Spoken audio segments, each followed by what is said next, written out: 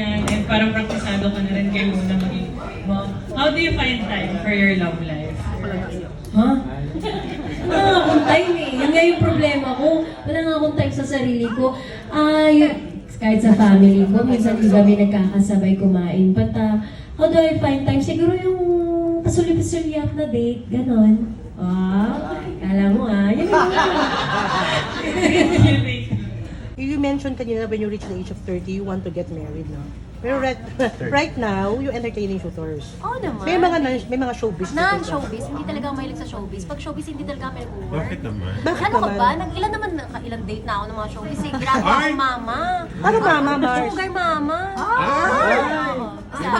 Showbiz guys! Oo, ako naman okay ako split the bill, pero huwag naman todo-todo. Napasagot sa'yo?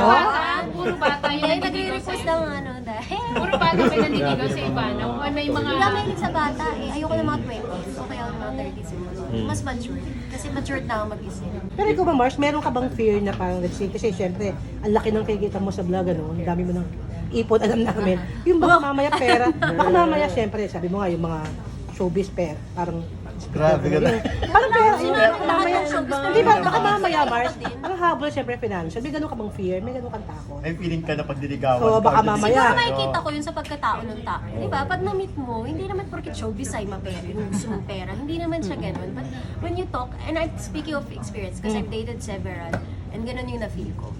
And hindi ko sinasabi lahat. Alam ko maraming mababait, pero hindi ko gusto talaga ng showbiz kasi nga kahit paglaplaban sa iba, hindi ko kaya. Conservative ka sa ganun, Mars. Oo, pero ako pwede, di ba? Pero hindi maintindihan niya. Double standard. Pipili siya ng showbiz at kaya niya ako. Kasi ako, di ba, I have yung mga kissing scenes, bed scenes. So, dapat ready siya. Ako, hindi ako ready sa kanya. So, kaya non-showbiz. Ang daya. Paano kung halimbawa magkaroon ka ng boyfriend na i-require ka na iwan mong showbiz? Ay, iwan ko muna siya. Nauna yung showbiz bago siya. So, trabaho muna. Okay. So parang sinasabi mo na kaya gusto mo non-showbiz, di ba, para walang kissing scenes. Pero pag ikaw, hindi mo kaya yung gano'n. Hindi! Kaya ko naman walang kissing scene, no? Pero yun ang aking trabaho. At yun ang nire-require ng trabaho. Kung ano nire-require, ayoko na maglagay ng restriction sa bawal to, bawal to. Bakit? Kasal na ba ako? So hindi, katagal pa yun. So kaya mahirap kang makahanap ng right guy. Hindi naman ako hirap. Siguro wala lang talaga akong time. Pero I'm dating, so I'm okay.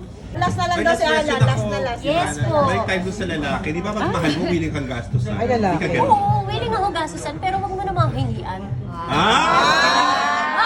Inaman na yun, ha? I Yes, love it. masyado akong bata dyan. Di ba naman naman ako tsaka? Masyado ka maganda, Mars. Grabe yung humihingi. Pero iba na pag nagpakasal ka, magpapaprina. Yun. Ako, kung gusto nung lalaki. Pero ako kasi all in ako pag nagmahal. So wala akong ano. What's mine is yours. Wow!